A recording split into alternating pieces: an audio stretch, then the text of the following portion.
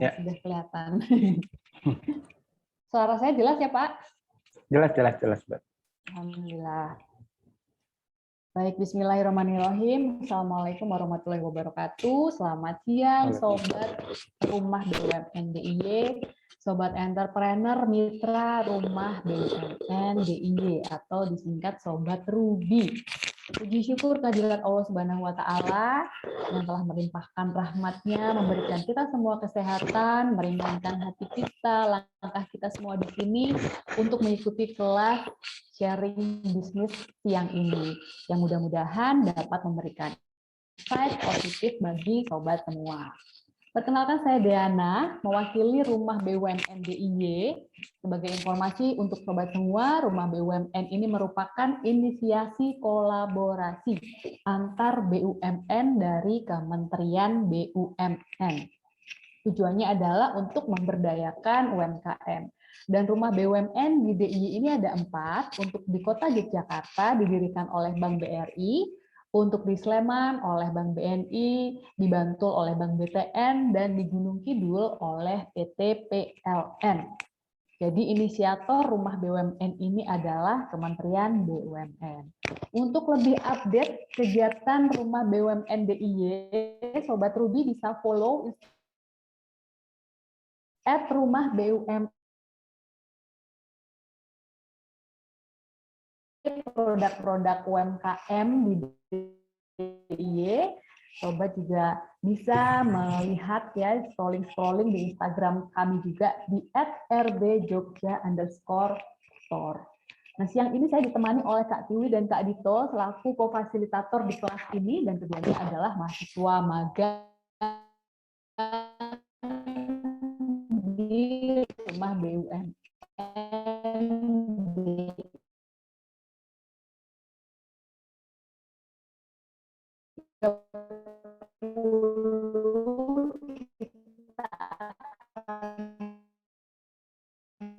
Mbak Diana, suaranya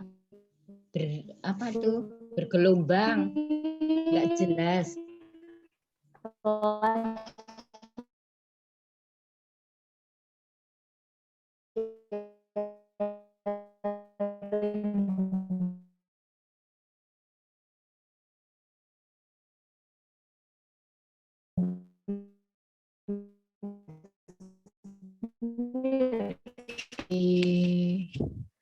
Jaringan terlebih dahulu.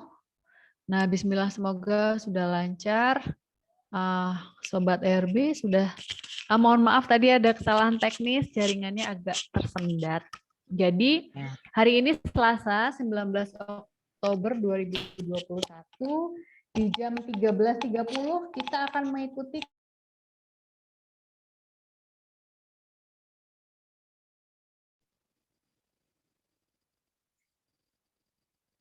Gangguan lagi.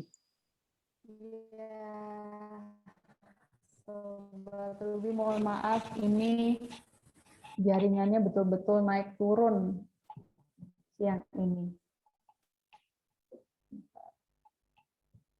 Iya, Bu Olivia, mohon maaf Bu, sudah bisa?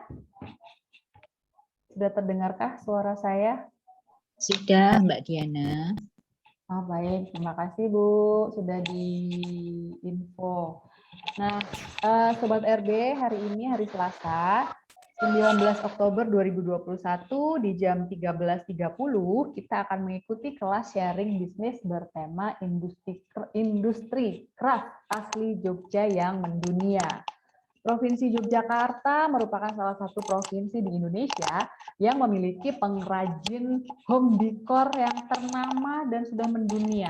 Menurut web di bapeda.jogjaprof.go.id, jumlah UMKM dalam sektor kreatif berjumlah 17.000 bahkan lebih, atau 6% dari total jumlah UMKM di DIY. Palemcraft merupakan perusahaan pengekspor dan produsen kerajinan dari Yogyakarta dan telah mulai menjalankan usaha selama 18 tahun lamanya sejak tahun 2003. Jadi udah lama banget nih Sobat RB usaha dari Pak Dedi ini. Dan sejak 2008 telah aktif mengikuti pameran Dan pamerannya berskala internasional di Frankfurt, Jerman, dengan nama pamerannya itu adalah Ambiente. Jadi pameran khusus untuk home decor. Untuk para emak-emak penyuka home decor, Instagram @palmcraft itu rasanya seperti menemukan oase di padang pasir gitu ya. Wah, ada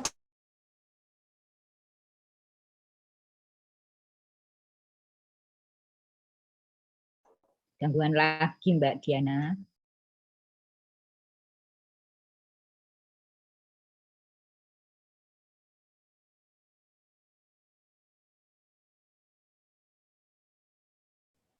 Aduh, mohon maaf ini Sobat RB, sinyalnya tumben-tumbenan ini ya, sangat-sangat tidak stabil. Tapi bismillah, semoga yang ini terakhir bisa. Nah, narasumber kita siang ini adalah Pak Dedi Effendi, selaku founder dan CEO dari Palmcraft. Saya izin bacakan kurikulum vitae dari Pak Dedi Effendi. Pak Dedi Effendi ini merupakan CEO dan juga founder dari Palmcraft yang punya tagline Inspiring Decor, Inspiring Life. Nah, jadi home decor itu bisa menginspirasi hidup kita semua, Sobat. Apalagi kalau di rumah, kemudian dekorasi rumahnya menyenangkan dan nyaman, itu pasti akan sangat betah di rumah. Dan Pak Dedi ini untuk kantornya, Palmcraft beralamat di Jalan Haji Ahmad Dahlan. Untuk workshopnya ada di Sewon, Bantul. Beliau sudah mengikuti pameran di luar negeri sejak tahun 2008, yaitu Ambiente di Frankfurt, Jerman. Kemudian ini saya baca setiap tahun Palmcraft itu mengikuti pameran di luar negeri.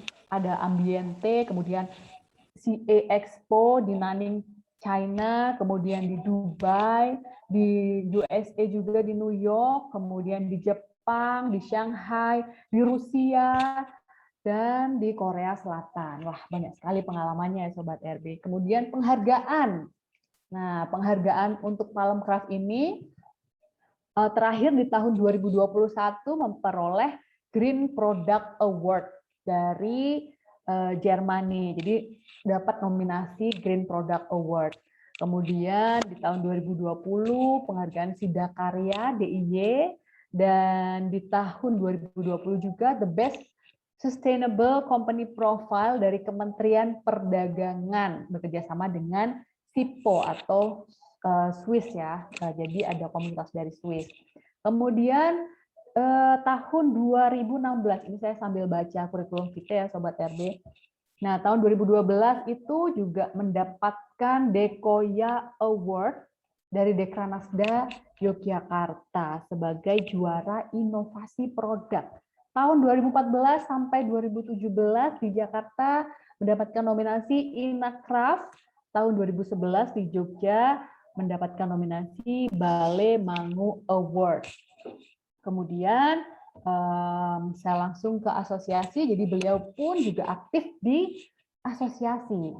Jadi nggak hanya membesarkan perusahaan Palmcraft, tapi juga aktif di asosiasi, sharing dengan pengusaha lainnya. Jadi beliau aktif di Kadin DIY sebagai Komite Tetap Industri Kreatif dan Kria DI Yogyakarta, kemudian di Dekranasda, di Divisi Pengembangan Mutu dan Desain, kemudian di Asosiasi Eksportir Kerajinan Indonesia atau ASEPHI Yogyakarta, Divisi Pemasaran, dan juga di Forum Mebel Kerajinan dan Seni Formakers sebagai sekretaris. Pak Dedi juga sangat aktif menjadi narasumber kelas-kelas bisnis, kelas workshop, mentor UMKM juga, baik di lokal Yogyakarta, di lokal DIY, dan juga di seluruh Indonesia. Banyak sekali kegiatan beliau ya. Nah, Sobat RB, kita akan mengkulik-kulik, tapi sebelumnya, sebelum Pak Dedi menyampaikan pemaparannya, izinkan saya menyampaikan rules dari kelas ini terlebih dahulu. Pak Dedi diperkenankan menyampaikan pemaparan hingga selesai. Setelah itu Sobat Ruby dimohon untuk mute mikrofonnya. Dan kami sangat berterima kasih bila Sobat open kamera. Lalu untuk nama, mohon diganti dengan format nama diri underscore merek produk underscore kota. Jadi supaya saya nggak ngebaca, biasanya ada tuh yang lupa mengganti nama keluar merek handphonenya begitu. Nah, kemudian bagi Sobat RB yang akan berdiskusi dan bertanya kepada Pak Dedi dapat menggunakan fitur raise hand maupun ketik di kolom chat box. Untuk sobat yang belum menjadi anggota Rumah BUMN DIY bisa mengisi link yang di-share oleh Kak Tiwi di chat box sehingga sobat terdaftar menjadi anggota dan berkesempatan mengikuti program-program Rumah BUMN terutama bagi yang rajin mengikuti kelas akan menjadi prioritas utama. Dan yang terakhir di sesi akhir acara sobat dimohon untuk mengisi link form daftar hadir yang nanti akan di-share juga oleh Kak Tiwi. Baiklah, mari kita mulai kelas kelola bisnis selama 18 tahun menjadi eksportir produk craft asli Yogyakarta kepada Pak Dedi, dipersilahkan. Terima kasih Mbak Dina. Semoga sinyal saya bagus ya saat ini ya. Amin, Pak. Ya. Assalamualaikum warahmatullahi wabarakatuh. Salam sejahtera untuk kita semua. Ibu-ibu, bapak-bapak, orang-orang kreatif Indonesia, kita harus maju, kita harus kuat, kita harus bertahan. Dan hari yang bahagia ini juga kita bisa silaturahim menjadi satu keluarga besar yang di dalam rumah kreatif BUMN ini. Tadi sudah sekilas Mbak Dina cerita tentang profil saya. Mungkin masih belum apa-apanya sih. Saya juga masih harus banyak belajar juga. Tapi di sini karena memang kita sharing, Bu, sharing Bapak, apa yang memang nanti bisa diambil hikmah, bisa diambil sebagai pemacu untuk bisnis Bapak Ibu, saya sangat senang dan juga kita bisa bertukar pikiran jalan terbaik untuk usaha yang kita jalankan sekarang. Baik, saya tagline-nya tadi sudah diutarakan Mbak Dina, bahwa kami ingin menginspirasi apa itu sebuah home decor karena memang handicraft itu bisa dibilang sesuatu hal yang kebutuhan tidak primer ya, kebutuhan sekunder ya. Jadi dengan kondisi 18 tahun banyak usaha yang kami lakukan, banyak perjuangan yang kami perbuat sehingga kami bisa bertahan sampai sekarang. Handicraft with Love in Indonesia. Next. Nah, tadi sudah bercerita bahwa Palem Craft itu kami berdiri tahun 2003, di mana kami memang 95% produk kami berbahan alam Indonesia, dan pangsa pasar kami lebih banyak ke pasar ekspor. Alamat kami di Jalan Kadahlan, workshop kami di Bantul, kami punya alamat telepon, dan juga beberapa media yang kami pakai untuk berkomunikasi dengan customer kami. Selanjutnya.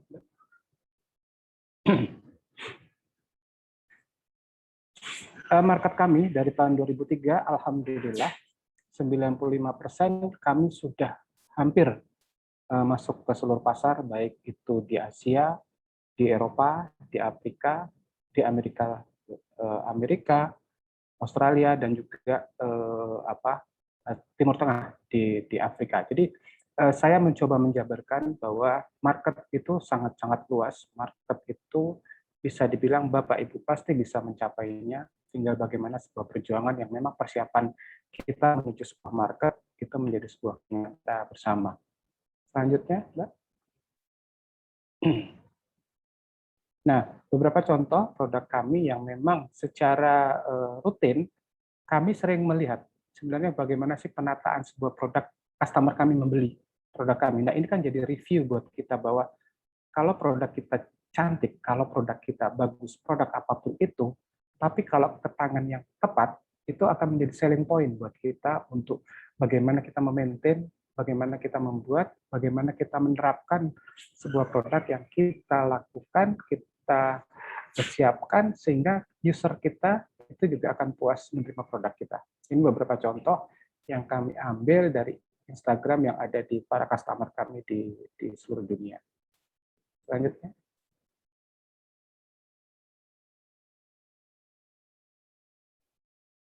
Next. beberapa produk kami yang jadi best seller, kami hanya memproduksi dua produk sekarang. Jadi kami hanya memproduksi lampu dan cermin, di mana sebenarnya produk-produk lampu dan cermin itu secara pasar itu pasti di setiap rumah ada. Jadi Bapak Ibu bisa membayangkan kita masuk ke sebuah rumah, di ruang tamu pasti butuh lampu dan butuh cermin. Kita masuk lagi pindah ke ruangan dapur, ke ruangan makan, pasti butuh lampu dan cermin sampai ke teras. Nah, ini sebenarnya satu motivasi, satu gambaran kalau Bapak Ibu kira-kira produk apa sih yang memang dibutuhkan oleh para customer kita. Nah, ini memang kita harus jeli bagaimana kita bisa membuat sebuah produk sehingga semua lini itu pasti dibutuhkan. Nah, ini beberapa peningkatan produk home decor yang kami lakukan dari tahun 2017 sampai tahun 2021 di datanya. Dan ternyata di tahun 2021 kenaikan permintaan home decor sangat luar biasa.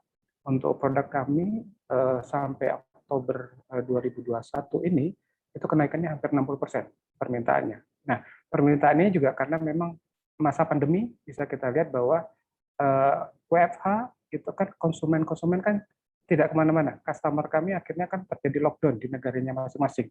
Berarti ternyata mereka mengamati ruangannya. Ini kan juga peluang buat kita bagaimana produk kita akhirnya bisa masuk ke pasar mereka dan akhirnya terjadi penjualan, terjadi selling yang akhirnya peningkatan yang kami rasakan dari produk yang kami produksi. Selanjutnya, market. Nah, market itu sebenarnya kalau kita berbicara tuh kalau kita mau bermain dengan market Indonesia atau kita mau mengglobal dan juga kita mau bermain dengan retail atau dengan wholesale. Nah, ini sebuah pilihan bagaimana sih sebenarnya positioning Bapak Ibu untuk menentukan sebuah market. Kalau positioning kami di Palem Craft, kami malah sekarang sedang bergeser ke kiri. Kami belajar bagaimana memaintain pasar lokal sekarang ini. Kami ingin memperkenalkan produk handicraft yang berbahan alam ini untuk bisa masuk ke pasar lokal. Kenapa? Karena mungkin kalau pasar lokal yang diutamakan pertama kan di harga. Yang kedua pasti dalam sisi bentuk, desain. Yang ketiga keawetan. Nah, ini kan satu tes yang memang kita harus pelajari, Bu. Yang pertama, harganya harus murah dulu. Yang kedua, kalau tipikal orang Indonesia, kalau nggak rusak kan nggak akan ganti. Nah, ini kan juga jadi satu tantangan buat kita. Yang ketiga, dalam sisi desain. Desainnya kan bisa dibilang, di samping rumahnya pasti ada limbah. Pasti mereka bisa dibilang bahasanya, ini kan sampah, ini kan ini. Kok mahal sih? Nah, ini jadi satu karakter bagi kami, Palem Craft, untuk belajar sebenarnya, Bu. Beda dengan segmen pasar global, pasar lokal. Lokal mereka akan melihat pertama apa? Dalam sisi fungsional produknya. Fungsionalnya seperti apa? Karena produk ini fungsional sebagai lampu, berarti kan mereka butuh suatu keindahan dalam sebuah ruangan. Yang kedua, kami membuat sebuah cermin. Berarti cermin itu bisa nggak mendekor rumahnya? Yang ketiga, kenapa? Karena tren. Jadi kalau nggak rusak, di luar negeri karena trennya habis, ya sudah mereka harus ganti. Nah, ini kan satu siklus yang memang Bapak Ibu harus pelajarin. Tinggal turunannya, kita mau ambil market yang retail, langsung ke user, atau ke wholesale, yang memang pembeli-pembeli besar yang mereka nanti punya user di bawahnya. Nah, ini mungkin Bapak Ibu kita coba bukakan mindset segmen mana sih yang memang menjadi tujuan dari produk yang Bapak Ibu akan perbuat. Selanjutnya.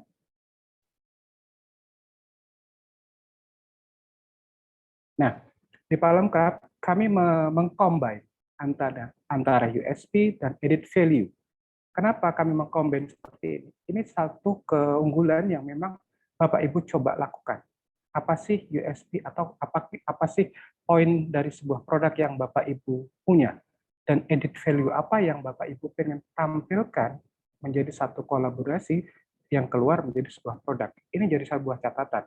Kadang teman-teman UKM cuma melihat added value-nya saja, tapi unique selling point-nya tidak dilihat. Nah, mengcombine sebuah strategi ini menjadi satu pola bagaimana kita melihat bahwa bayangkan Bapak Ibu tetangga kita di Jogja aja berapa UKM. Ini kan satu kompetitor yang memang harus kuat. Supaya kita leading seperti apa? Nah, ini ada selling point, ada added value. Inilah jadi satu combine kalau memang Bapak Ibu pengen produk yang Bapak Ibu buat bisa bertahan di pasar. Next, mungkin. Nah, penjabaran dari USP adalah apa sih keunikan yang membedakan produk Ibu dengan kompetitor. Tadi kita bisa lihat bahwa fashion aja bisa dilihat. Batik Jogja punya karakter sendiri, kota Jogja. Bantul punya karakter sendiri. Sleman punya karakter sendiri. Kulon Progo, nah ini masih kota Yogyakarta. Bayangkan kalau kita bergeser sedikit Semarang, geser Jawa Tengah, Jawa Barat, bayangkan Ibu dalam sebuah kompetisi fashion aja sikut-sikutannya itu kayaknya kan cukup berat kan. Kalau tidak ada salah satu unique selling point, itu mungkin Bapak Ibu tidak terlihat. Next, selanjutnya, penjabarannya seperti apa USP itu? Nah, bayangkan tadi Bu, saya bilang tadi, UKM di Indonesia ada berapa ratus ribu Bu.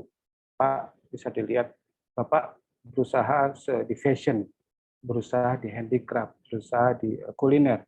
Kita membayangkan dalam sebuah bola, dalam sebuah event, supaya kita terlihat apa sih identitas yang memang harus kita tonjolkan, supaya konsumen yang menjadi sasaran kita itu bisa melihat kita. Bayangkan, kompetisinya kan ini sangat cukup kuat, sangat cukup ketat. Kalau memang Bapak Ibu tidak ada satu unique selling point dalam sebuah produk, itu tidak akan bisa bertahan, tidak akan bisa terlihat. Caranya seperti apa? Dalamin bagaimana sih sebenarnya produk saya. Kadang teman-teman UKM itu tidak memahami, dia cuma hanya sebisa buat. Terus lihat kiri, oh ini lagi laris, buat lagi sebelah. Akhirnya apa? Tidak ada satu identitas dalam sebuah produk yang akhirnya menjadi sebuah catatan ke konsumen. Oh, kalau dia sebatas sebagai trading, itu akan tercipta bahwa, oh ini pengepul. Tapi kalau memang Bapak Ibu bisa menunjukkan sebuah identitas berbeda dalam sebuah produk, itu akan menjadi sebuah identitas ke konsumen Bapak Ibu selanjutnya. Next, mungkin Mbak. Added value. Nah, how can? Apa sih yang menjadi sebuah nilai tambah dalam produk Bapak Ibu? Mungkin bisa Bapak Ibu sedikit kayak dulu ada yang bercerita tentang ATM. Amati, tiru, modifikasi. Sebenarnya kalau bisa dibilang ATM itu seluruh UKM dari Aceh sampai Papua akan berpedoman yang sama kan. Mereka akan ATM. Sementara berarti kalau kita ATM terus tidak ada yang satu inovasi, kita nggak akan bisa berkembang, Bu. Jadi kenapa? Karena kalau kita ATM itu berarti harga yang sudah ada di pasaran 5.000, mungkin nggak Ibu bisa jual 5.000? Atau mungkin nggak naik sedikit 7.000? Nggak mungkin kan? Berarti kita kan harus bisa menjual harga kan di bawah harga dari yang sudah ada, yang kita ATM kan. Nah ini kan berat. Berat kita bisa bertahan berapa lama kita mau ATM terus. Tapi ditambahkan ATMI, inovasi lah untuk membuat sebuah produk dari Bapak Ibu yang akan nantinya akan terjadi selling point yang berbeda. Jadi yang dulunya 5.000 dengan ditambahan sedikit inovasi, Ibu bisa jual 5.500, 6.000 atau sampai 7.000. Ini yang kami rasakan bahwa kantor kami jauh dalam sisi untuk destinasi para pembeli yang akan datang. Contoh misalnya di Jogja, di Kasongan. Kalau kami tidak mempunyai sebuah added value dalam sebuah produk, kami mengambil dari teman-teman di Kasongan, langsung kami pindahkan, kami pajang di showroom kami, berarti kan kami harga Kasongan tahunnya kena 10.000. Mungkin nggak kami jual 10.000 atau mungkin juga 15.000, nggak mungkin. Karena apa? Konsumen akan pertama destinasi yang tujuannya berarti ke Kasongan dulu. Ke Kasongan dia dapat harga, dia pegang, dia ingat, dia catat, dia datang ke Palem Kerap. Setelah di Palem Kerap, dia lihat produknya sama. Saya jual 15.000 langsung lari, pasti ngacir. Kalau saya jual di bawah 10.000, pasti beli. Tapi sampai kapan saya bertahan jual 10.000 terus kan? Berarti kan saya beli nombok. Nah ini kan nggak ada satu added value. Nah inilah Bapak Ibu UKM Indonesia harus ada satu added value yang memang kita harus tanamkan dalam sebuah produk, apapun itu produknya. Kalau di kuliner, mungkin di kuliner A tidak ada warna hijau, ditambahkan yang kita buat, ditambahkan warna kuning atau apa, ini kan jadi satu added value yang akan menjadi pembeda dengan kompetitor kita. Next, mungkin Pak. Nah, apa yang kami lakukan untuk menambah sebuah added value di Palem Kerap? Yang pertama, kami memperkuat sebuah standar operasional produksi. Ini menjadi sebuah acuan baku. Apa yang kami buat, kami catat. Apa yang kami buat, kami jalankan, apa yang kami buat, kami lakukan. Nah, dengan seperti ini, mungkin teman-teman UKM belum memiliki sebuah SOP standar operasional dalam proses produksinya. Contoh ya, misalnya Bapak Ibu membuat sebuah pola batik, pola pemotongan kain. Kalau kita tidak menuliskan cara memotong yang benar adalah lurus, cara menjahit yang benar adalah ini.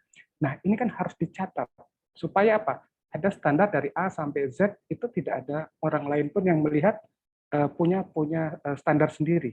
Jadi dengan standar operasional ini, siapapun orang pekerjanya, berapapun banyak tenaga kerjanya, mereka akan jalan sesuai dengan rule yang ada.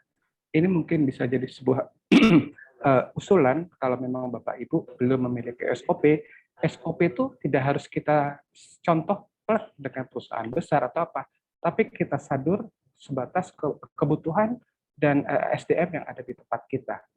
Selanjutnya, kami melakukan desain original dan inovasi. Nah, kami memang selalu menciptakan desain-desain terbaru, di mana desain ini menjadi selling point kami ke konsumen kami agar mereka juga fresh, agar mereka juga paham bahwa ada perubahan, ada sebuah desain yang akhirnya apa? Ini yang menjadi sebuah tambahan untuk mereka mempersiapkan untuk penjualan ke berikutnya. Kenapa? Karena kalau di luar negeri, berarti kita harus melihat bahwa ada 4 musim ini menjadi pasar.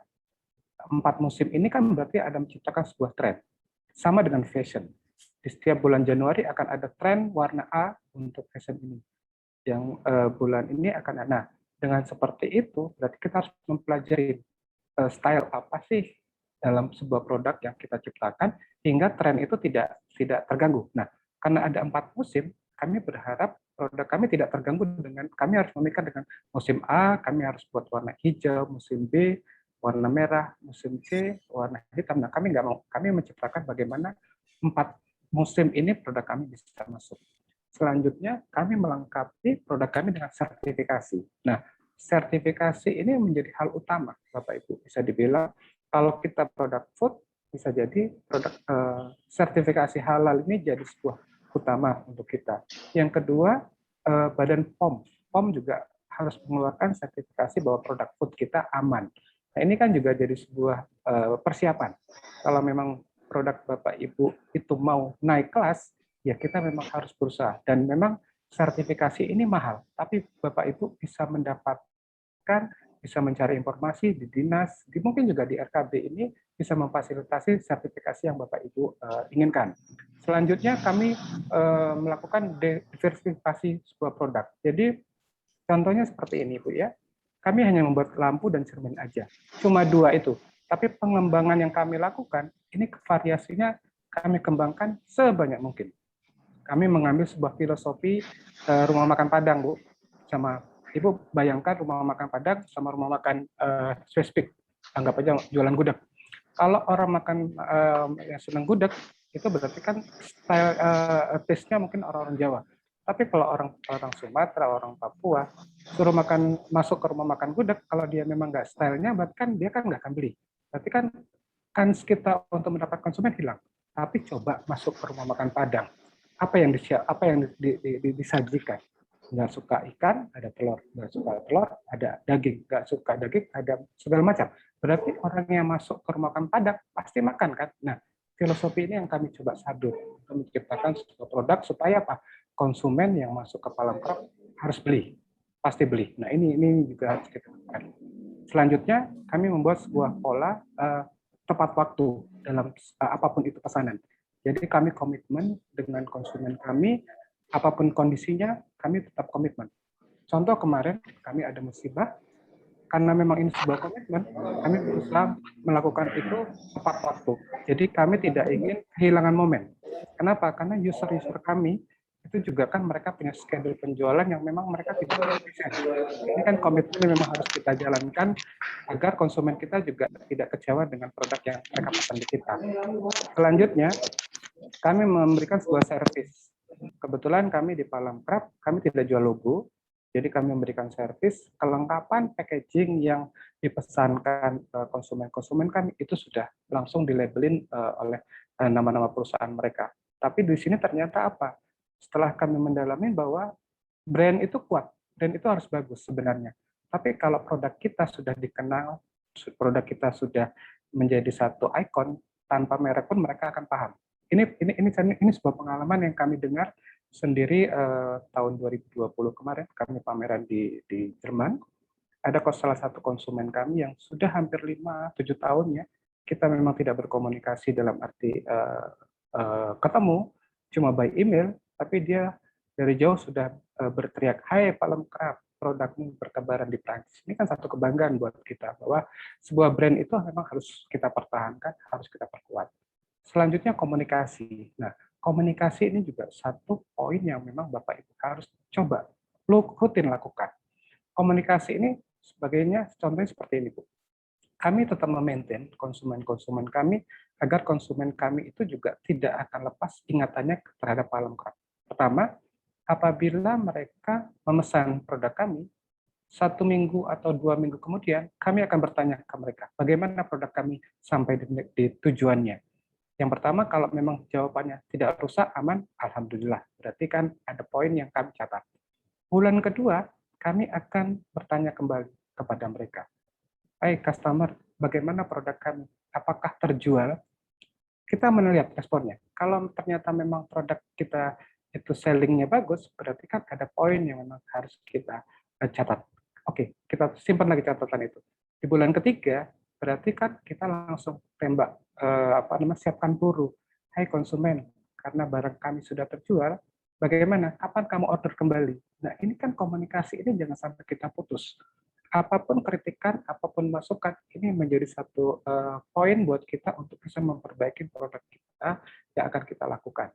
Selanjutnya, kita memperkuat sebuah strategi marketing. Nah, strategi marketing bisa dibilang 2 tahun hampir kita berjalan COVID ini, berarti kan handicraft ini sebenarnya tidak bisa kita hanya bermodal foto bagus, tidak bisa. Berbeda dengan fashion ya. Kalau fashion mungkin kita cari mbak-mbak cantik, mas-mas ganteng, dipakai baju, difoto, pasang Instagram, oke. Tapi kalau handicraft itu kita harus butuh bercerita. Kita harus bisa merasakan konsumen kita, dan kita juga bisa memberikan sebuah intuisi bahwa ini loh handicraft yang memang prosesnya handmade. Nah, kalau cuma sebatas foto, tidak ada sebuah kesan yang akhirnya kami menarik diri bahwa kami tidak memajang foto, tapi di media sosial kami menunjukkan bagaimana proses produksi. Ternyata ini satu poin buat konsumen kami untuk melihat, oh ternyata seperti ini toh proses, oh ternyata bahannya seperti ini. Nah, inilah satu added value yang Pak Lemkrap lakukan sehingga kami bisa, bukan leading sih, kami bisa bertahan dengan konsep, dengan kekuatan yang kami lakukan selama ini. Next.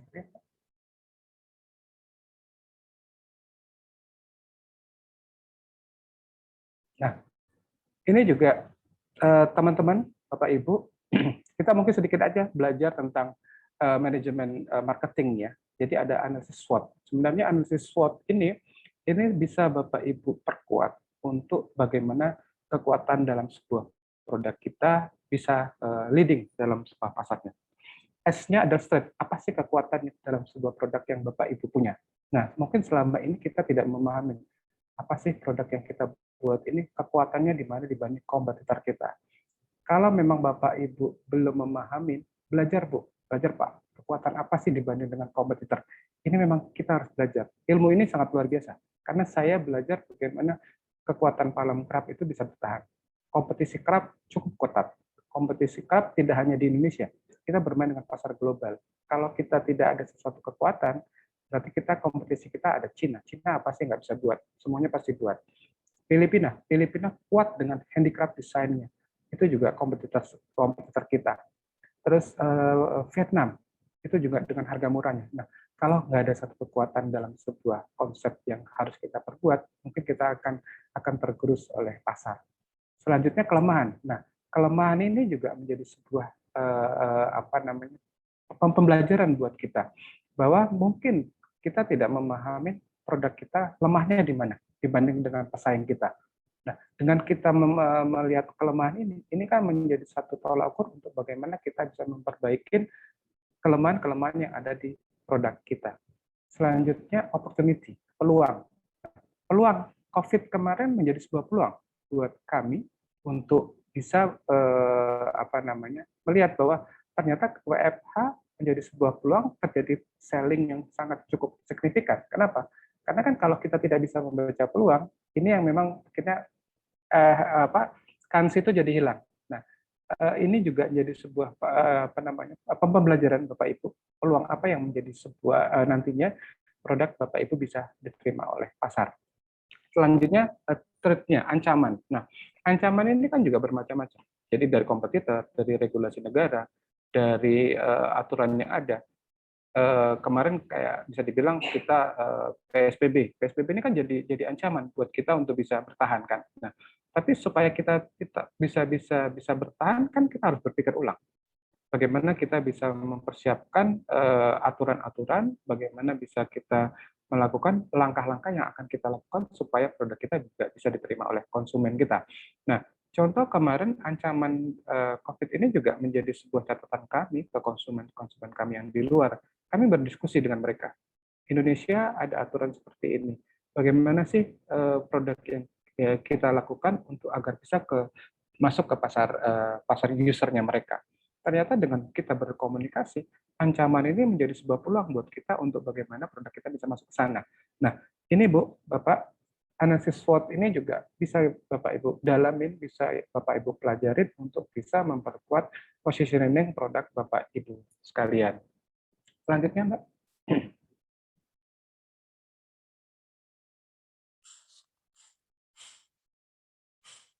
Nah, saya punya tips sedikit buat Bapak Ibu. Kalau kita tidak bisa jadi yang pertama, jadi yang terbaik. Kalaupun tidak bisa, jadi yang berbeda. Nah, makna sebuah kalimat ini, kita memang cukup memahami bahwa kompetitor yang sudah ada dengan sebuah produk kita, itu memang cukup berat. Kalau Ibu mengejar yang pertama, itu pasti sulit sekali. Tapi kalau Ibu bisa membuat sebuah produk yang berbeda, itu jauh lebih enak. Kenapa? Karena yang berbeda itu akan jauh lebih dipahami oleh konsumen kita. Selanjutnya, semua dimulai dari mimpi, mimpilah kamu, pasti kita akan berusaha mewujudkan mimpi itu, tetap semangat, terus berusaha, jadilah diri sendiri, saya yang terbaik. Yang selanjutnya, Bu, saya memang ini lakukan dalam sebuah penciptaan, sebuah produk. Apabila membuat sesuatu, berikanlah ruh jiwa pada suatu saat, dia akan memetik hasilnya. Contohnya seperti ini, Bu. Kalau saya mendesain sebuah produk, sugesti yang saya tanamkan adalah laku, laku, laku, laku. Dan yang membuat produk, langsung saya tanyakan, kamu juga tanamkan laku, laku, laku, laku. Nah, dengan seperti itu, produk itu akan hidup. Ternyata itu saya lakukan, alhamdulillah berhasil. Nah, ini juga satu pengalaman yang ternyata simpel, tapi ternyata juga membuat hasil buat kami.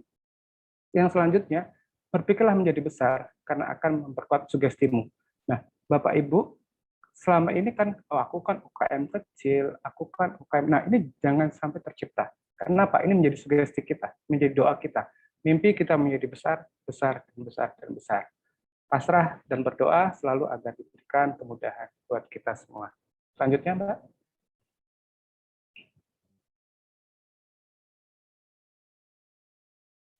Ya, matur nuwun. Semoga bermanfaat, Bapak Ibu. Sukses buat kita. Kita buka nanti sharing tanya jawab. Mbak Dina. Terima kasih. Terima kasih Pak Dedi. Wah, keren banget Pak yang tips terakhir. Kalau tidak bisa jadi pertama, jadilah yang terbaik. Kalaupun tidak bisa, jadilah yang berbeda. Itu bisa banget kita lakukan ya Pak ya dalam menjalankan bisnis. Nah, untuk tanya jawab, ini sudah ada yang mengantri dari Mas Jeff. Silakan Mas, langsung aja open mic.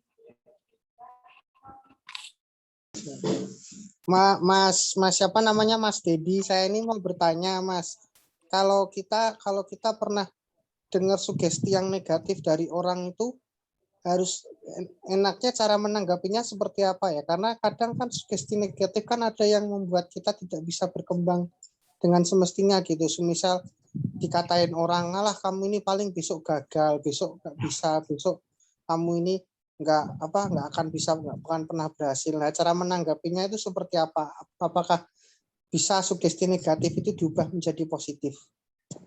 Ya, Terima kasih, Mas. Itu juga pengalaman saya, karena basic saya tidak ada seorang desainer, basic saya tidak ada seorang memang lulusan dari sekolah seni, tapi memang karena kompetisi yang ada di dunia handicraft itu cukup ketat.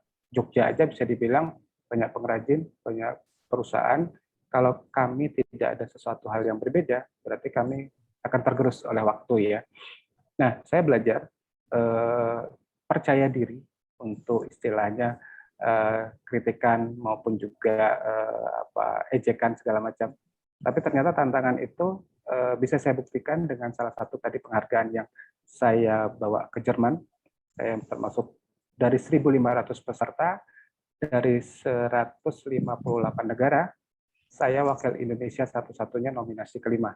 Ini kan satu hal yang memang kita tidak bayangkan, Mas. Nah, kembali lagi tadi, sugesti memang menjadi sebuah modal buat kita untuk kita bertahan. Kenapa? Karena kalau sugesti itu kita mendengar atau juga mengikuti apa yang sudah termasuk di dalam sebuah mindset kita, ini akan jalan kita akan juga semakin berat. Jadi harapan saya, tantangan yang ada istilahnya cibiran atau apa itu menjadi sebuah tantangan, Mas. Tapi yakinlah, buktikan. Tadi saya bilang, falsafah kita besar itu akan ikut, Mas, sampai selanjutnya. Oke, terima kasih Mas. Terima kasih Pak Dedi, benar sekali Pak, saya setuju. Tapi ada juga loh Pak yang orang ya semakin dipandang inferior oleh orang lain itu malah jadi acuan semangat untuk dia membuktikan nih Ya. bahwa aku bisa loh.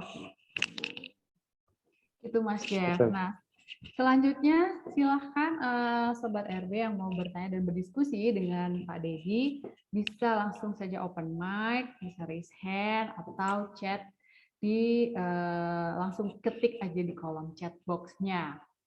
Nah, saya pengen tahu nih Pak Dedi. Jadi saya di Jogja ini kan per April ya Pak ya. Terus saya selama ini tuh lihat-lihat home decor-nya Jogja, terutama Kasongan itu ya lewat Instagram. Nah, terus akhirnya, oh ternyata sedekat ini nih saya dengan produsen home decor di Jogja gitu. Dan ternyata emang banyak sekali seperti yang tadi Pak Dedi sampaikan, terutama di Kasongan gitu kan Pak. Nah, waktu pertama kali Bapak memulai bisnis dan memutuskan untuk terjun di home decor, itu triggernya apa ya Pak ya? Baik, memang sih 10 tahun pertama dari tahun 2003, kami memang pertama lebih ke trading dulu ya, karena memang trading pertama kami berdiri, kami memang belum melakukan sebuah produksi seperti sekarang. Nah, tapi karena memang satu tadi tantangan yang memang kita lihat bahwa pertama kita home base kita tidak dekat dengan destinasi wisata. Yang kedua, kalau tidak ada sesuatu hal yang berbeda dalam sebuah usaha handicraft, berarti kan kita tergerus oleh waktu, tergerus oleh harga yang kita perbuat. Jadi dari pengalaman yang kami lakukan 5 tahun kemarin, itu sebuah piramid kebalik. Jadi bagaimana kami sebagai trading itu apa yang memang diminta oleh customer, kalau gue ada, apa lo minta gue ada, gitu ya. Jadi misalnya, laku Gucci kita beli, kita pajang, laku ini kita beli. Nah, tapi separuh perjalanan ternyata capek ya. Capek pertama itu kita harus mempelajari karakter Gucci itu harus seperti ini. Yang kedua, karakter dalam sebuah misalnya produk lain, home decor lain, capek. Nah, kami akhirnya mengerucut menjadi sebuah piramid. Jadi fokus yang memang kita pengen lakukan supaya apa? Jauh lebih enak kita untuk concern untuk bisa menjalankan sebuah bisnis. Nah, akhirnya kami menciptakan sebuah identitas. Identitas tadi pertama memang lampu. Jadi lampu itu kalau customer mau datang ke Indonesia, yang tujuan utamanya apa? Pengen cari lampu ya ke Palangkaraya. Nah, kami desain dengan variasi produk lampu itu hingga menciptakan satu identitas dalam sebuah produk. Nah, 4-5 tahun ke belakang, kami mencoba mencari identitas baru. Kami membuat sebuah inovasi dengan membuat sebuah cermin. Jadi variasi cermin itu kami kembangkan yang memang kami tidak mengambil material dari Yogyakarta. Karena kalau kami mengambil material dari Jogja, berarti kan kompetisi kita dengan teman-teman yang ada di hal yang sama. Nah, kami dari Aceh sampai Papua kami kumpulin material. Nah, kebetulan karena sampingan saya itu ojek saya juga instruktur, jadi kalau saya ngelatih ke manapun, saya ngeliat Jogja punya kreativitas tapi nggak punya bahan baku. Nah, akhirnya kami berusaha bekerja sama bagaimana bahan baku itu bisa sampai ke Jogja. Nah, cocok nih Pak. Jadi semangatnya untuk menjadi mentor UMKM di luar Jawa khususnya Pak, itu sambil juga kita bisa berkolaborasi dengan orang Iya, lokal Pak ya, saling betul. memberdayakan gitu. Saling Secara memberdayakan. nyata Pak justru ya, bukan cuma di kelas aja, tapi kolaborasi secara nyata. Iya. Baik, sudah ada yang raise hand, Mas Indra silahkan open mic-nya. Halo, terima kasih Mbak Diana. Terima kasih Mas Indra. Pak Dedi, kebetulan saya tinggalnya dekat rumah Pak Dedi, dekat Palemkraf kalau salah. Saya di Monggang, mungkin dekat saya sering lewat di depan workshop-nya. Saya cuma mau nanya sedikit, mungkin soal bagaimana pertama kali memulai tembus ekspornya itu loh. Mencari peluangnya itu satu, terus bagaimana, yang kedua mungkin bertanya bagaimana mengatasi krisis, karena mungkin saya tahu, mungkin kalau boleh saya bertanya, mungkin karena kemarin saya lihat ada kejadian di workshop-nya, mungkin Pak Dedi tahu ada kejadian seperti itu, bagaimana Palemkraf menangani krisis itu. Terima kasih Pak.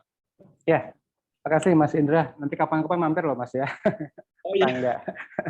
Ya, jadi gini Mas, mungkin kalau bisa dibilang 10-18 tahun yang lalu, akses internet itu jauh lebih sulit dibanding sekarang ya. Sekarang gitu kita buka aja apa aja terbuka ya Mas. Itu yang pertama. Yang kedua, kami memang tidak pengen berorientasi market ke pasar ekspor sebenarnya. Tapi ternyata market yang memang kami dapatkan ya bisa dibilang kebetulan Mas. Kebetulan itu tahun 2003 kami mengikuti pameran dulu namanya PPE. Kalau sekarang namanya Trade Expo Indonesia. Nah, peluang bagi teman-teman apabila untuk mencoba mengikuti market itu bisa mengikuti salah satunya tadi pameran Trade Expo Indonesia. Itu yang menjadi satu jalan kami untuk memulai ekspor. Kenapa? Karena dulu kita tidak berpikir bahwa kami dapat order dari ekspor, tapi karena memang tujuannya bagaimana kami berjualan produknya Jogja untuk pasar Jakarta saat itu. Nah, kami cuma sebatas pakai kwitansi biasa, terus kami menulis pesanan. Alhamdulillah kemarin pesanan pertama itu dari Arab Saudi.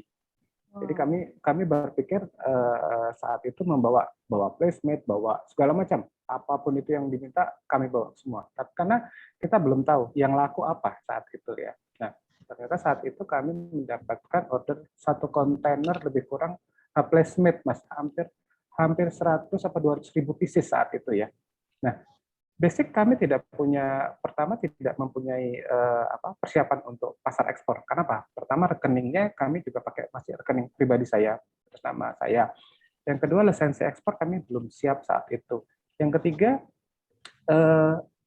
antara iya dan tidak. Kenapa? Karena saat itu ini benar-benar ada order apa enggak ya. Nah ternyata pihak perbankan menelpon kami, Pak, kok ini ada uang masuk dari mana? Nah akhirnya kami Pak buka nota kecil yang kami buat kemarin, benar toh ini ternyata ada. Nah, di situ ternyata kita mempersiapkan sebuah manajemen produksi yang tepat. Karena saya juga tidak mempunyai basic tentang manajemen, tapi kami juga belajar bagaimana manajemen produksi itu harus berhasil. Alhamdulillah ada hampir 15 supplier dari Pekalongan, dari Godian sana tuh yang tenun itu apa namanya? Itu juga jadi mitra kami, bisa selesai. Nah, setelah selesai produksi, kami ternyata juga harus mempersiapkan dokumen apa sih dalam sebuah ekspor itu yang supaya produk kita tidak bermasalah. Sertifikasi tadi ya. Nah, kami saat juga kita belum belajar tentang dokumen ekspor apa. Kami mencoba meminjam nama dalam salah satu provider sehingga produk itu bisa berjalan sampai ke negara tujuan. Alhamdulillah. Nah, dari situ ternyata ada keasikan, ada satu gambaran bahwa peluang ekspor jauh lebih besar dibanding dengan mungkin market lokal. Nah, tapi ternyata berjalannya waktu tadi market apa yang menjadi sebuah target kita, event sekarang jauh lebih banyak.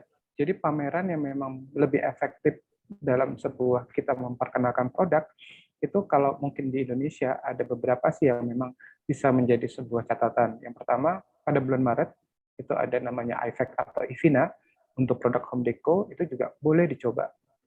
Boleh dicoba, karena memang fasilitas itu bisa nanti lewat RKB atau mungkin lewat dinas-dinas terkait, ini juga menjadi sebuah persiapan. Tapi memang persiapan itu kan kompetisinya kan tidak hanya Bapak Ibu, jadi banyak UKM yang pengen juga ke sana. Nah, harus dibuat produk terbaik supaya kita bisa jadi yang terpilih. Yang kedua di Jakarta, itu juga pada bulan Maret juga ada namanya IFAC, International Furniture and Craft. Itu juga merupakan sebuah target yang memang bisa dicoba, tapi tadi produk itu juga harus siap. Yang selanjutnya ada Inacraft pada bulan April, yang bulan Oktober ada namanya Trade Expo Indonesia. Nah, ini satu gambaran market kalau memang kita pengen mencoba ke pasar global. Tapi sekarang kan juga dengan media sosial kan kita juga dengan bermain hashtag aja produk kita sudah mengglobal sebenarnya. Nah, ini kan juga jadi sebuah persiapan. Hashtag apa yang dipakai tinggal kita lihat. Furniture bisa pakai home fur atau segala macam, itu produk kita bisa langsung mengglobal. Fashion juga sama, produk kita bisa mengglobal. Food juga sama. Tinggal kalau food memang regulasi harus kita persiapkan. Jadi mungkin food jauh lebih bahasa Jawa lebih krik ya dibanding dengan handicraft maupun furniture. Nah, yang pertanyaan kedua, alhamdulillah ya memang kemarin 3 bulan kami memang baru kena musibah. Jadi workshop kami terbakar habis dan juga bisa dibilang 3 bulan kemarin untuk kita bangkit aja itu alhamdulillah sangat luar biasa ya. Karena memang bisa dibilang tantangan bagaimana sih secara finansial kita habis.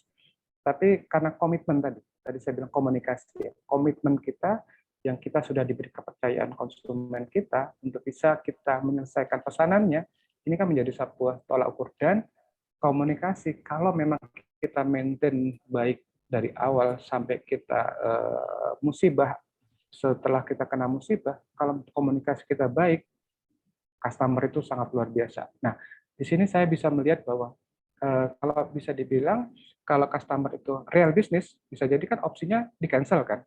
Karena mereka memang saat itu pesanannya momennya sudah nggak tepat.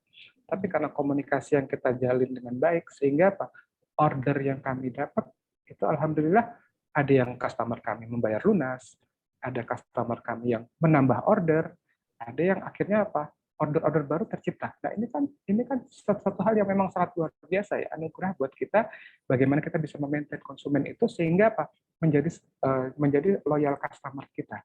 Jadi prinsip customer kami terapkan sebuah partner. Jadi kami tidak membedakan antara customer dan buyer. Jadi customer kami adalah partner kami.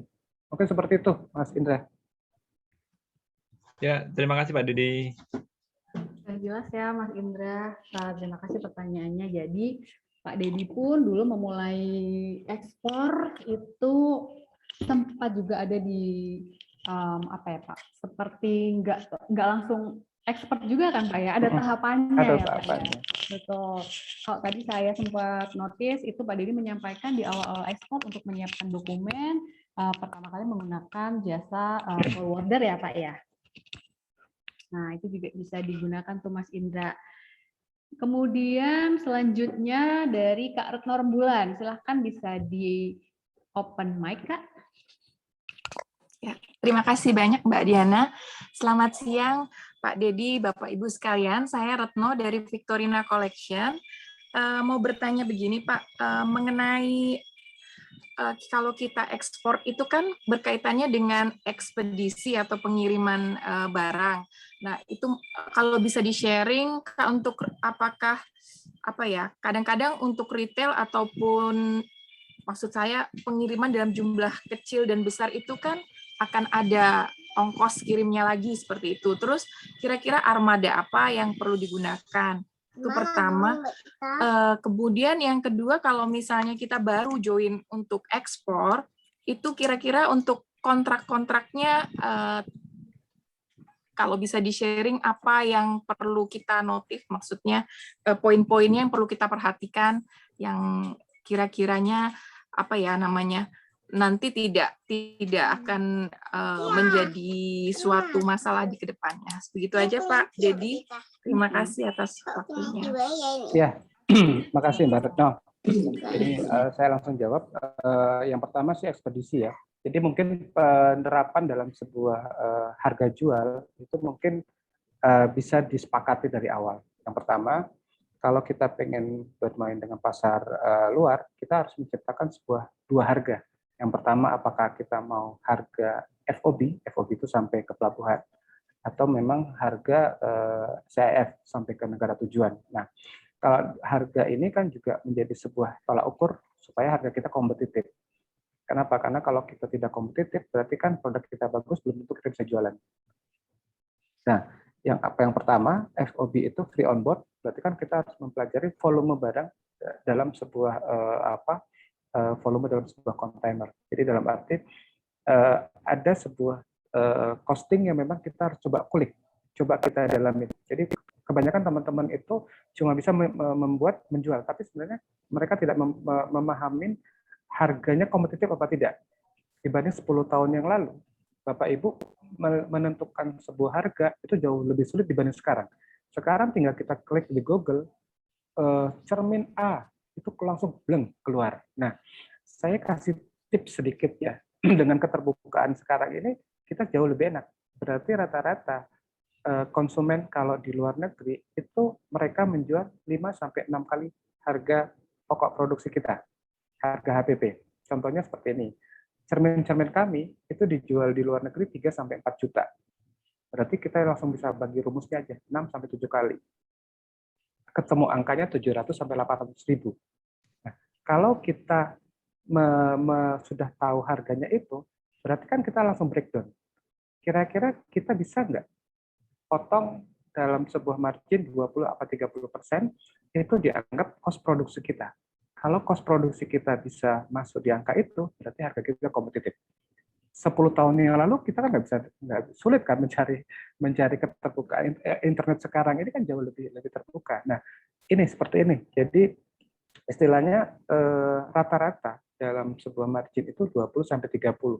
Mereka kalau bisa naik di angka 40 itu berarti kan sangat luar biasa. Produknya memang demand-nya sangat banyak. Nah, ini jadi sebuah koreksi aja buat teman-teman Bapak pelaku UMKM yang memang sering salah menentukan sebuah harga jual.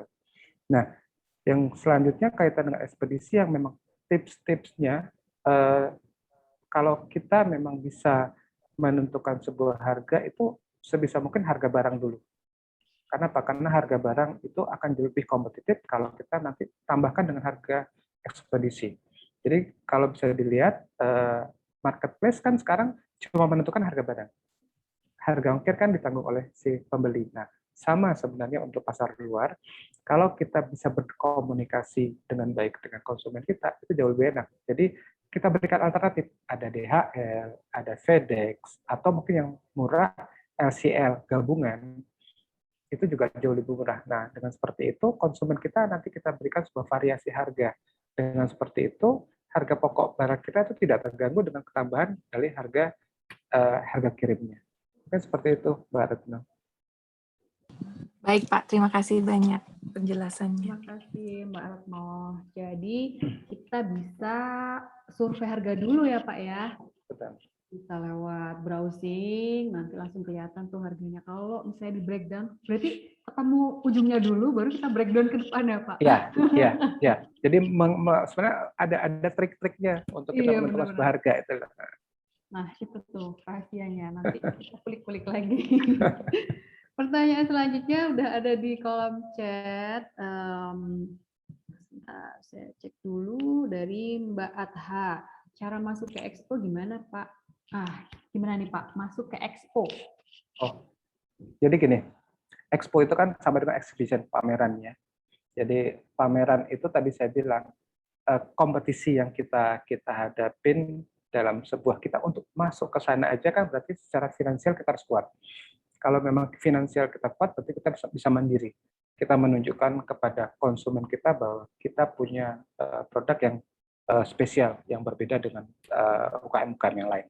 Tapi kalau kita tidak mempunyai finansial yang kuat, berarti kan kita mengharapkan fasilitas dari pemerintah ataupun mungkin dari lembaga yang lainnya. Nah, mendapatkan fasilitas itu kan persaingannya kan cukup ketat kan, Bapak Ibu. Jadi kalau tadi saya bilang, apa sih yang membedakan kita dengan kompetitor kita? Nah, ini yang Bapak Ibu harus belajar supaya kita bisa jadi leading, jadi yang pertama.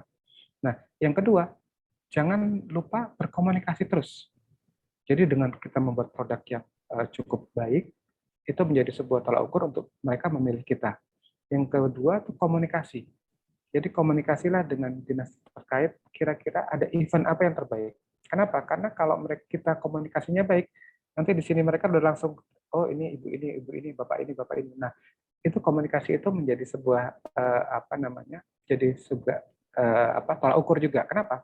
Kita sudah punya produk baik, sudah diingat, berarti kansnya kita untuk masuk ke expo itu jauh lebih terbuka. Ini seperti itu. Jadi kuncinya dua ya Pak. Yang pertama finansial harus kuat, atau yang kedua fasilitas. Nah, untuk fasilitas harus membangun komunikasi dengan dinas terkait nih, Kak Arha. Kemudian selanjutnya dari Pak Nasirudin. Semoga kerajinan rotan yang saya ajukan bisa masuk, Pak Dedi. Masih banyak juga model dan ukurannya. Nah, Pak Nasirudin boleh open mic, Pak, biar bisa ngobrol sama Pak Dedi. Kalau ada pertanyaan, monggo langsung disampaikan saja. Oke, kemudian selanjutnya Kak Denny. Mohon maaf, saya lagi di jalan kelempar terus. Emang tadi dari awal saya juga mau punya problem yang sama dari tadi kelempar-lempar. Sepertinya hari ini sinyalnya lagi agak. Pak Dedi. Oh ya, silakan Mas. Dedi. Ya Pak. Assalamualaikum. Waalaikumsalam warahmatullahi. Ya, sebelumnya mohon maaf kemarin kami sudah ke tempat jenengan. Ya, jadi pertanyaan saya hari ini pertama, bagaimana cara untuk meyakinkan bahwa konsumen itu di dalam produk itu bahwa produk kita yang ajukan itu untuk konsumen betul-betul menjamin bahwa itu produk yang bagus. Mungkin sekedar itu aja. Ya, Pak.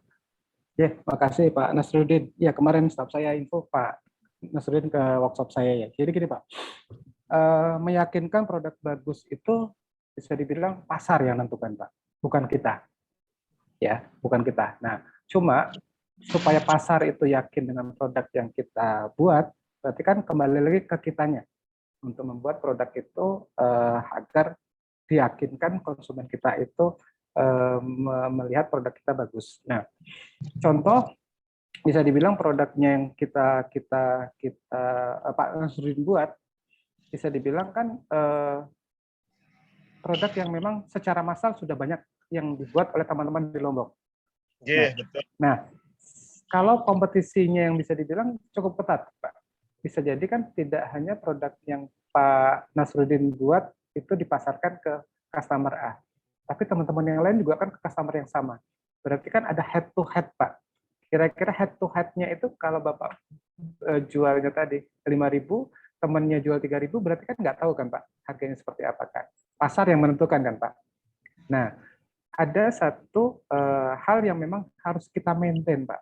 Jadi tadi saya bilang, ada satu segmen pasar yang memang tidak hanya mencari harga murah, tapi mereka mencari produk yang bagus. Nah, bagaimana caranya ya? Kita yang mempelajarin Pak. Kira-kira produk yang Bapak buat dianggap bagus apa tidak? Bapak dulu yang sebagai konsumennya. Kalau memang Bapak itu bisa merasakan produk yang Bapak buat itu bagus, berarti konsumennya Bapak juga akan merasakan bagus. Nah, kembali lagi tadi, pas konsumennya, sasarannya, produknya benar-benar mereka minati tidak saat itu. Karena apa? Karena kan kalau kita memang tidak bisa mempelajari karakter ini kan juga jadi satu apa istilahnya cara kita untuk bagaimana mereka paham dengan yang kita punya. Butuh bercerita Pak, memang Pak. Kalau dalam sebuah produk handicraft kita harus menceritakan Pak. Nggak mungkin kita cuma sepotong hanya foto bagus itu langsung minat, nggak bisa Pak. Nah ini memang Bapak harus pelajarin kekuatan apa dalam sebuah produk yang memang Bapak punya. Seperti itu Pak. Terima kasih Pak Dedi atas ya.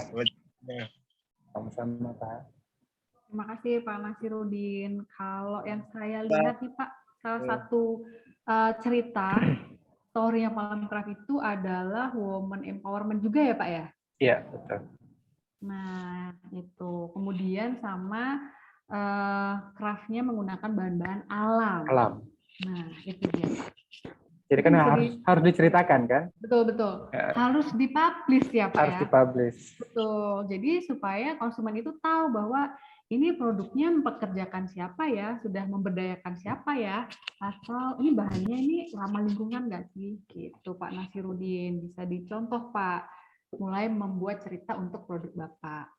Nah kemudian ini tadi ada Mas Jeff, jadi Mas Jeff yang tadi pertama kali bertanya, Pak, nanti apabila saya dan teman-teman kampus ada produk kria, apakah bisa kita titip jual di Palmcraft? Nah, mungkin ini pertanyaan juga dari banyak partisipan yang ada di sini nih, Pak ya. Boleh nggak Pak titip jual, Pak? Ya, yang gini, yang pertama memang saya membuat sebuah SOP dalam sebuah produk apapun itu, kami memang tidak menerima 100%, tapi dalam arti kami akan create ulang, inovasi ulang. Kenapa? Karena tadi mungkin produk-produk yang sudah masuk itu kan sudah dipasarkan ke teman-teman yang lain, ke toko-toko yang lain. Nah, tadi kalau kami kan tidak istilahnya menjual apa adanya, berarti kan kami tidak ada membeda. Nah, kami akan membuat sebuah produk itu berbeda.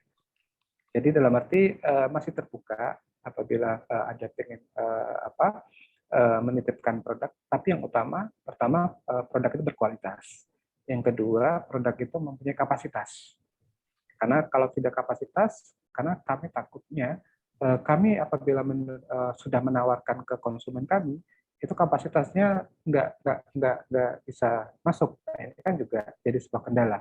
Yang ketiga, timeline produksinya. Nah, timeline produksinya juga terkait dengan kapasitas. Jadi pola ini memang kita coba berikan ke supplier kita. Persiapan ini memang harus mereka lakukan. Kenapa? Karena minimal satu pesanan itu untuk sebuah produk itu 100-500 pieces. Nah, ini kan jadi satu catatan juga. Kalau kita memang bermain di pasar global, persiapannya kapasitas, kualitas, dan juga timeline produksinya. Oh, jadi bisa ada kemungkinan, tapi tidak 100% ya Pak, harus produknya berkualitas dan punya kapasitas. Silahkan Sobat RB yang akan bertanya, monggo bisa langsung aja open mic, atau bisa raise hand dulu, atau bisa ketik di kolom chat. Silahkan ya Sobat. Nah, Pak Dedi, jadi udah langsung ada yang nanya nih. Silahkan Mas Yandi open mic.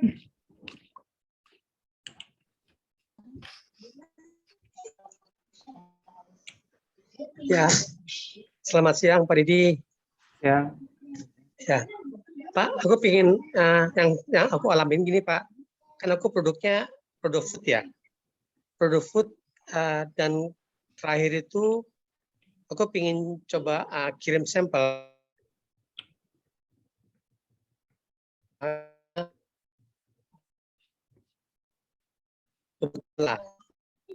Hal ini ada relasi di negara Belanda.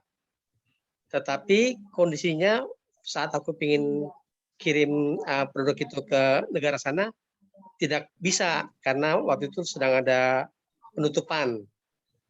Nah, kalau yang aku hadapin, aku rasakan itu keterbukaan informasi. Nah, contoh saat ini kan aku belum tahu nih negara-negara mana saja yang sudah bisa masuk produk-produk kita. Nah, kalau itu kira-kira menurut pengalaman Pak Dedi, aksesnya kemana ya Pak Dedi ya? Supaya bisa kita mengetahui negara mana yang bisa masuk, negara mana yang nggak bisa masuk. Seperti itu Pak. Terima kasih Pak. Produknya tadi apa Pak? Putus-putus tadi Pak sinyalnya. Food. Foodnya apa Pak? Food ya. Sambal sama aneka kerupuk Pak. Iya. Mungkin pertama begini, Mas Yandi. Produk apapun, kalau kita memang siap untuk masuk ke pasar yang memang menjadi sebuah target, itu yang pertama kita harus mempelajari regulasi setiap negara. Eropa dan Amerika itu regulasinya jauh lebih ketat Amerika.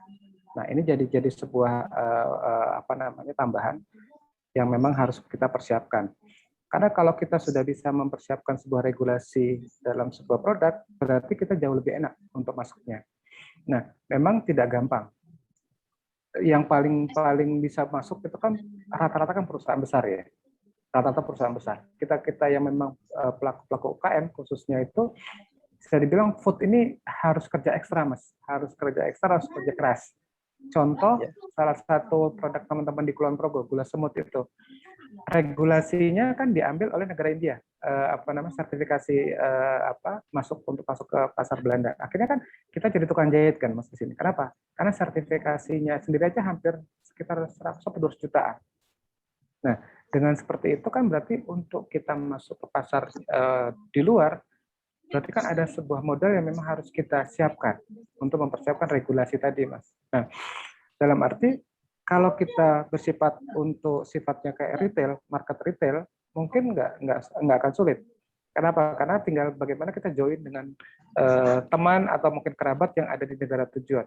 Ini memang jauh lebih enak kita memasuki pasar di sana, Mas. Nah, tapi regulasi gitu juga memang harus kita persiapkan. Kenapa tadi saya bilang mungkin Mas Yadi harus memahami dulu, belajar bagian browsing aja karakter foodnya di negara tujuan seperti apa sih, ya kan? Nah, dengan seperti itu kalau memang segmen pasar kita cuma kecil, tadi user aja, mungkin nggak terlalu sulit, Mas. Tapi kalau kita pengen besar, berarti kan kita harus belajar. Kira-kira komposisi dalam sebuah makanan yang kita punya itu mengganggu nggak untuk di negara tujuan? Nah, ini Mas, yang memang harus banyak kita dalamin. Saya kebetulan nggak konsen ke food, tapi secara regulasi setiap negara, yang utama kita harus belajar dulu. Kira-kira produk yang kita mau pengen masuk, ada halangan nggak? Ada hambatan nggak? Contoh kayak produk craft yang berbahan natural untuk Australia itu jauh lebih ketat dibanding dengan Eropa. Jadi kita harus ekstra biaya, fumigasi, akis untuk bisa masuk ke negara Australia. Tapi di Eropa itu tidak ada. Nah, ini kan kita harus belajar, Mas. Setiap negara pasti punya aturan tersendiri-sendiri, Mas. Gimana, Pak Yandi? Sudah terjawab pertanyaannya? Ya, nih lagi agak mendung kondisi di ini. Jadi oke, benar yang tadi Bapak katakan tadi. Mungkin untuk yang pasar retail itu memang lebih mudah dibandingkan kalau misalnya yang besar-besar gitu ya. Karena kan sambal di Belanda juga banyak. Ya. Tetapi yang saya tanyakan itu Pak, yang contohnya kan sekarang di Google atau di internet kan gampang untuk aksesnya, tapi kan kita belum tahu ini ya channel-channelnya. Contoh keywordnya untuk yang peraturan-peraturan dari negara tertentu apa? Keywordnya kan apa? Saya belum tahu gitu loh Pak, karena keterbatasan informasi. Iya, kalau mungkin di Indonesia kan ada namanya SNI, Mas ya. SNI ya. Oh ya. SNI. Nah, kalau di luar itu setahu saya sih setiap negara punya. Mungkin masuk aja ke tadi Belanda ya. Iya, waktu kemarin sih Belanda terakhir. Belanda ya. Nah, masuk aja ke websitenya Departemen Perdagangannya di Belanda, Mas. Trade apa ya? Trade itu nanti akan keluar regulasi apa yang keterkaitan dengan impor barang yang mereka lakukan. Ya, seperti itu. Oke. Kalau yang di negara kita sendiri, kira-kira websitenya apa Pak ya? Yang untuk yang bisa dibantu oleh Badan pemerintah? POM ya. Badan POM itu banyak, Mas. Badan POM ada ya? Iya, Badan POM itu ada fasilitas loh, Mas. Kalau memang ya itu tadi harus memang kita yang aktif ya. Kalau kita pasif sih mungkin fasilitas itu akan hilang. Baik. Siap. Terima kasih Pak Didi. Ya, sama-sama Mas Yandi. Terima kasih Mas Yandi. Nah, kalau menambahkan untuk Mas Yandi juga, jadi di Kementerian Perdagangan itu membawahi ITPC, Mas Yandi. Nah, ITPC ini punya akun Instagram, semuanya lengkap, di tiap negara ada, dan saya pernah juga DM, tinggal modal DM aja, DM Instagram, Kak atau admin, gimana kalau kita mau menawarkan katalog nih ke ITPC supaya bantu. Dan mereka terbuka untuk itu, sangat terbuka sekali, responnya juga cepat, dan mereka menawarkan, silakan aja katalognya bisa dikirim ke email ini. Gitu sih, Mas Yandi, bisa dicoba ke ITPC juga bisa konsultasi ke FTA, Free Trade Agreement yang ada di Semarang yang paling dekat. Nah, kalau Mas Yandi, lokasinya di mana Mas sekarang? Domisili. Halo. Mas Yandinya kayaknya sinyalnya tersendat lagi nih. Di Depok, Jawa Barat. Oh, Depok, baik. Nah, tinggal di googling aja Mas, FTA Center atau PPEI. Nah, itu di sana semua lengkap gitu, dan bisa kalau di FTA Center bisa diskusinya bisa langsung baik online dan juga offline. One on one loh Mas. FTC Center. FTA, Apa namanya? FTA. FTA. FTA. Ya, FTA. betul. Gitu Mas. Ya, ya. Siap. Oke, thank you Mas Yandi. Terima kasih Mbak. Terima kasih. Mas Pak Dedi. Terima kasih Mas Andi. Nah, kita beralih ke kolom chat. Untuk Apple Tree. Nah, ini Apple Tree Mbak atau Mas ya. Nah, kalau berkenan boleh open mic saja, Kak. Silahkan. Kak Apple Tree, Kak Pohon Apel. Bisa open mic? Halo? Atau kalau gitu saya bantu bacakan saja pertanyaannya. Expo-expo apa yang rekomen untuk bisa saya ikut ya di Jogja ini? Oh, berarti lokal nih Pak Dedi. Apa produknya apa ya? Kerap apa? Iya, gimana nih? Mbak atau Mas Apple Tree bisa diskusi aja langsung. Oh, ini expo saya masih belum tahu ya, hanya biasanya saya berkaitan dengan obat-obat suplemen gitu, tapi mungkin ada expo apa yang bisa ngasih semacam, ya saya masih pemula sih, masih belum gitu tahu. Produknya apa tadi Mbak? Kosmetik ya? Suplemen, semacam obat-obat itu juga. Oh, ya kalau di Jogja sih bisa dibilang lebih ke segmen mall ya paling Mbak ya. Ada di Malioboro Mall atau di Amplas atau di di Galeria yang memang tadi kita juga kan harus mempelajari karakter, karena mall ini kan juga harus kita pelajari segmen pasarnya menengah ke atas, menengah ke bawah. Nah, tinggal produk yang Mbak Apple ini inginkan mau masuk ke level mana. Nah, kalau memang levelnya sudah bisa ditentukan, berarti kan tinggal milih mall mana yang mau disasar. Nah, dengan seperti itu berarti kan kita harus tahu penempatan segmen pasar tadi itu untuk di lokal. Kalau untuk di luar Jogja, kembali lagi kalau kita mau bermain di pasar lebih luas, memang ke Jakarta. Ke Jakarta itu ada yang multi produk, itu di pameran di bulan Oktober, namanya Trade Expo Indonesia. Ini juga satu peluang untuk kita bisa memperkenalkan produk, tapi kembali lagi kita dipersiapkan regulasi sertifikasi yang memang produk kita itu tidak ada kendala di saat kita pengen ke pasar global. Mungkin seperti itu, Mbak. Gimana, Mbak Apple? Baik, terima kasih. Tadi sekalian selain VTA, tadi ITPC ya atau apa? ITPC. ITPC. ITPC. Okay. Ya, thank you. Terima kasih. Bisa sambil scrolling Instagram aja Mbak, mulai sekarang. Nah, kemudian untuk tadi ada dari Bu Yeni. Iya, Bu Yeni ngapunten Bu, tadi ketiknya kurang.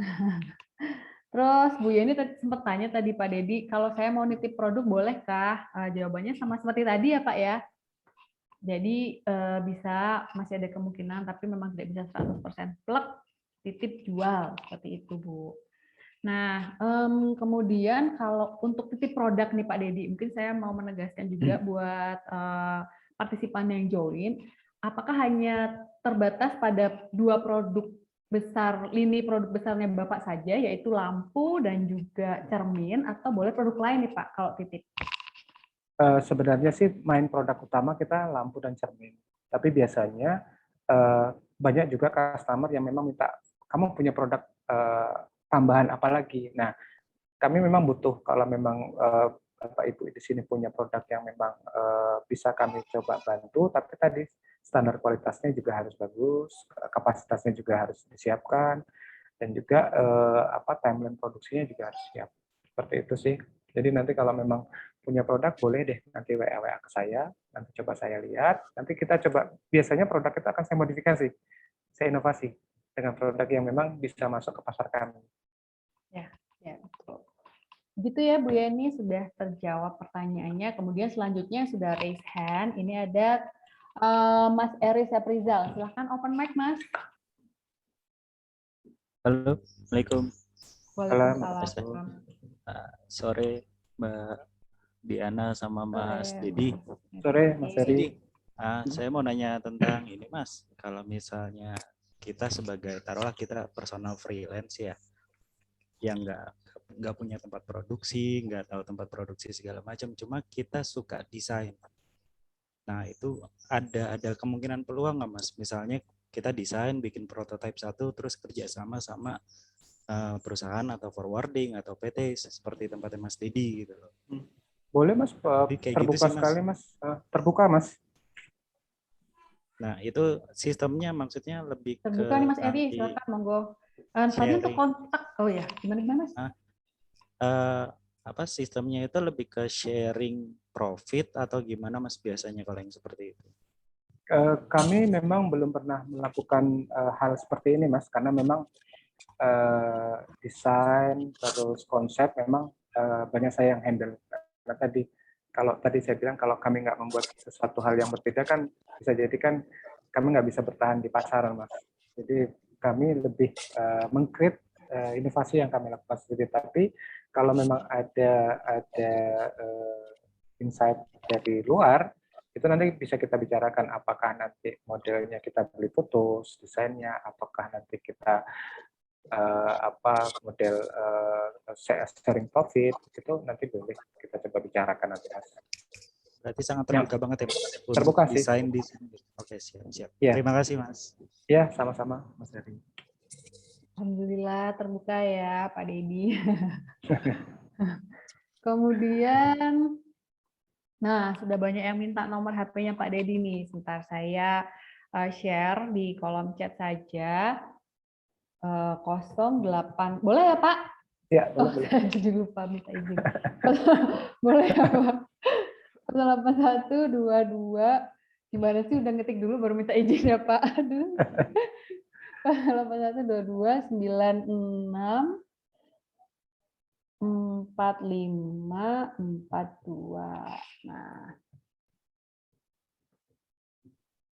karena tadi saya lihat di slide presentasinya Pak Dedi di bagian terakhir ada nomor handphone seperti itu, dan saking semangatnya kata Bu Yeni.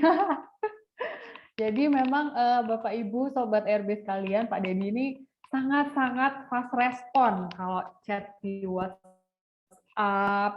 Bahkan pertama kali saya WhatsApp beliau, awalnya dulu juga dari DM Instagram ya Pak, dari DM Instagram, kemudian karena saya menggunakan akun Rumah BUMN Jogja, jadi beliau sangat terbuka sekali karena tahun sebelumnya 2018 juga pernah sharing di Rumah BUMN Jogja ya Pak Dedi, jadi sudah mengenal RB Jogja. Gitu. Jadi mungkin salah satu ini juga ya Pak, strategi ya, kalau misalnya mau nge-DM bisa dengan akun bisnisnya supaya yang di DM itu tahu, oh ini emang arahnya ke kolaborasi gitu. Jadi kalau misalnya kita pakai akun pribadi, wah jangan-jangan ini mau cari jodoh gitu kan Pak ya. Beda misinya ya. Iya benar Pak. Baik, Bapak Ibu sekalian, Pak Yulianto mungkin ada yang ditanyakan Pak, mumpung sebelum saya tutup nih Pak, karena tadi saya lihat Pak Yulianto udah join dari paling awal, bahkan sebelum kelasnya dibuka Pak Yulianto juga sudah dengan rapi duduk memperhatikan. Silahkan Bapak, kalau ada yang mau ditanya bisa langsung saja. Terus ini juga Kak Tiwi sudah share link untuk form feedback, jadi Bapak Ibu Sobat RB bisa klik link yang sudah di-share oleh Kak Tiwi, oleh Kak Ruby ya, form feedback bisa diisi, masukan buat kami, buat narasumber, dan juga buat saya, kemudian juga masukan untuk tema kelas selanjutnya. Baik Pak Dedi, ini saya karena sudah jam 3, jadi saya simpulkan ya Pak, kelas kita hari ini, tadi banyak sekali insight yang saya dapat secara pribadi dari pengalamannya Bapak dan juga pastinya untuk Bapak Ibu sekalian yang sudah join. Nah, pada awalnya memang Pak Dedi ini fokus di handicraft. Kemudian selama berjalannya waktu, sambil mencari-cari produk apa yang fokus ya Pak, yang harus difokuskan sampai akhirnya menemukan tuh di awal lampu dulu ya Pak ya? Atau cermin dulu Pak tadi? Lampu dulu kita. Lampu dulu benar. Lampu dulu, habis itu baru nemu lagi diversifikasi produk, ketemulah cermin. Akhirnya sampai sekarang menetapkan 2 produk itu ya Pak ya, yang utama untuk produknya Palemcraft. Kemudian Pak Dedi tadi juga menyampaikan di awal bahwa selain USP atau unique selling point, Palemcraft itu juga mengkombinasikan selain unique selling point yaitu dengan apa tadi, value added services gitu Sobat RB. Jadi bukan hanya unique selling point aja, masih kurang kalau bagi Pak Dedi ya, harus ada value added-nya juga. Dan tadi Sobat RB jika sempat notice di awal, value added service itu banyak sekali di Palemcraft. Yang pertama ada SOP, kemudian yang kedua ada desain yang harus original, dan juga ada inovasi juga. Karena cermin dan juga lampu untuk di Jogja, di Kasongan itu sudah banyak sekali. Kalau nggak ada inovasi, ya pastinya kita akan berdarah-darah berkompetisi gitu ya Pak ya. Kemudian selanjutnya harus ada sertifikasi untuk meningkatkan nilai dari produk sehingga harga kita juga bisa lebih kompetitif nih Bapak Ibu. Kita bisa artinya bukan kompetitif dalam arti murah-murahan harga ya, tapi lebih ke kita bisa mematok harga yang di atas harga pasar karena kita punya sertifikasi. Kemudian selain sertifikasi ada juga di, walaupun tadi Pak Dedi sempat cerita pernah 3 bulan yang lalu ada musibah ya Pak, tapi komitmen dari Palemcraft itu tetap harus yang utama adalah delivery time, harus timeline-nya itu nggak boleh telat, harus sesuai dengan komitmen. Bahkan dengan adanya musibah itu malah bukannya konsumen customer itu kabur ya Pak, tapi bahkan ya Pak Dedi ya, ada yang membayar dengan lunas, bahkan menambah order. Nah itu luar biasa sekali tuh Pak. Itu udah masuk ke branding nih Pak ya, udah masuk ke branding, bukan brand lagi tapi branding nih. Nah, kemudian setelah itu servisnya seperti apa? Servis yang paling saya rasakan dari Pak Dedi itu beliau adalah sangat fast response sekali Sobat RB kalau di chat. Itu juga salah satu modal bagi UMKM, bagi pengusaha juga, supaya customer kita merasa diperhatikan gitu. Nah, kemudian komunikasi juga harus bagus, dan yang terakhir strategi marketingnya. Nah, untuk Pak Dedi, closing statement nih Pak bagi Sobat RB sekalian, monggo untuk memotivasi semuanya, bisa closing statement, bisa mungkin ada arahan atau apa ya, referensi buku yang harus dibaca, sekaligus Pak Dedi monggo bisa berpamitan dengan Sobat RB. Silakan Pak Dedi. Ya, terima kasih Mbak Dina. Bapak Ibu, kita UKM jangan punya pola pikir kecil. Jadi mindset pola pikir kecil itu juga akan membawa sebuah sugesti yang kita akan kecil terus. Jadi tanamkan kita punya sugesti besar. Nah ini akan membuat semangat kita untuk semakin besar. Yang kedua, ciptakan sebuah produk yang memang spesial, itu hasil desain dari Bapak Ibu. Kenapa? Karena kalau desain itu spesial, itu akan jauh lebih enak kita bercerita. Kenapa? Karena kita paham dengan produk yang kita buat.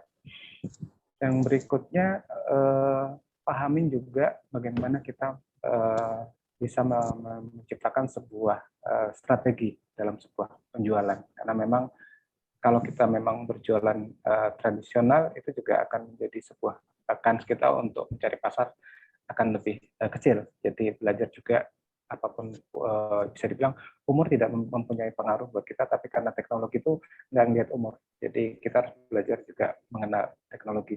Dan mungkin terakhir, semoga bermanfaat Bapak Ibu, sukses buat kita UKM Indonesia, UKM Jogja, maju terus. Amin. Dan kita juga diberi kemudahan kesehatan selalu. Terima kasih Pak Dedi. Saya juga ikut tercerahkan nih Pak. Jadi pola pikirnya harus besar, makin besar. dan supaya kita nggak berpikiran sempit dan kecil ya Pak. Terus satu lagi yang saya suka nih Pak tadi, kalau buat produk harus laku gitu ya Pak ya. Harus optimis, biar laku beneran. Karena kalau misalnya kita mikir, aduh laku nggak ya, jadi beneran nggak laku deh ya kan Pak. Jadi harus berpikir besar dan berpikir laku Sobat RB. Nah itu bisa diterapkan mulai dari sekarang.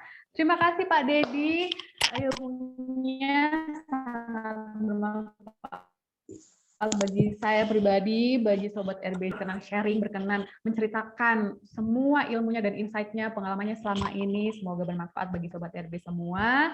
Terima kasih sudah join dengan kami, terima kasih sudah berkenan untuk sharing di sini. Semoga Palamcraft bisa semakin maju, besar, dan laku nih Pak. Baik, terima kasih Pak Dedi dan Sobat RB semua. Oke, bagi Sobat RB silahkan bisa seperti yang di-chat oleh Kak Ruby di kolom chat, bisa klik linknya form feedback.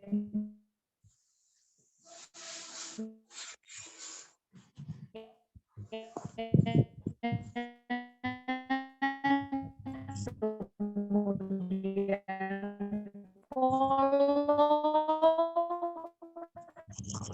Rani.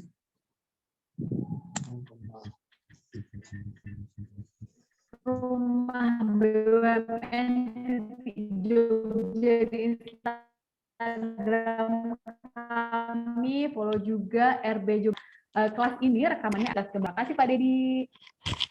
Ini ya Pak. Terima kasih, mohon pamit. Terima kasih Pak.